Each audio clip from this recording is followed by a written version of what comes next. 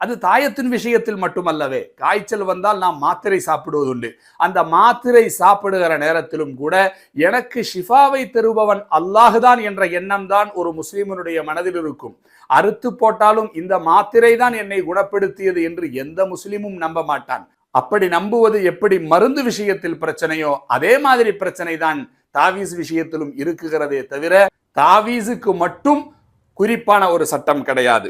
அப்ப தாயத்தை கட்டினால் அவர் ஷிர்க் செய்து விட்டார் என்று சொன்னால் அது எந்த தாயத்தை சொல்லப்படுகிறது? முஷ்ரிக்குகள் கொடுக்குகிற தாயத்து.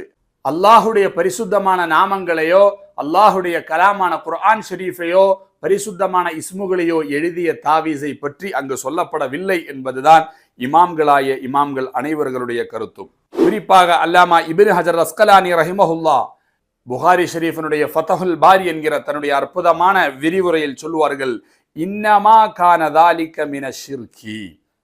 ஷிர்க்குடைய வார்த்தைகள் எழுதி இருக்கக்கூடிய தாவீஸை பற்றி தான் இந்த ஹதீஸில் சொல்லப்படுகிறது.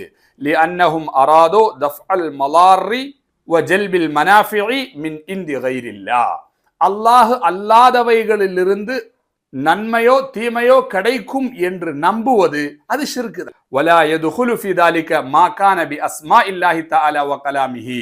அல்லாஹுடைய அஸ்மாக்களும் குர்ஆன் ஷரீஃபையும் பரிசுத்தமான நாமங்களையும் எழுதுகிற பொழுது அது ஃபகத் அஷரகா என்று சொன்ன ஹதீஸில் உட்படாது என்று ஃபதஹுல் பாரியில் அல்லாமா இப்னு ஹஜர் அஸ்கலானி ரஹிமஹுல்லா அந்த ஹதீஸை அப்படித்தான் நாம் விளங்கி கொள்ள வேண்டும். இப்னு தைமியா அப்படித்தான் விளங்கி இருக்கிறார்.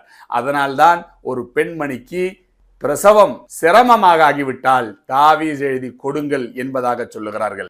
மஜ்முஉல் ஃபதாவா 19வது வால்யம் 36வது பேஜில் ஒரு பாடத்தை போட்டுவிட்டு அதை சொல்லுகிறார். தாவீஸ் எழுதுவதையும் அதை கட்டிவிடுவதையும் அதன் மூலமாக பலனை எதிர்பார்ப்பதையும் இஸ்லாமிய நடைமுறையாக இப்னு தைமியா சொல்லுகிறார். இவரை ஷேகுல் இஸ்லாமாக கொண்டு நடக்குகிற நமது ஒரு வஹாபிகள் இந்த விஷயத்தில் என்ன சொல்லிக் கொண்டிருக்கிறார்கள்?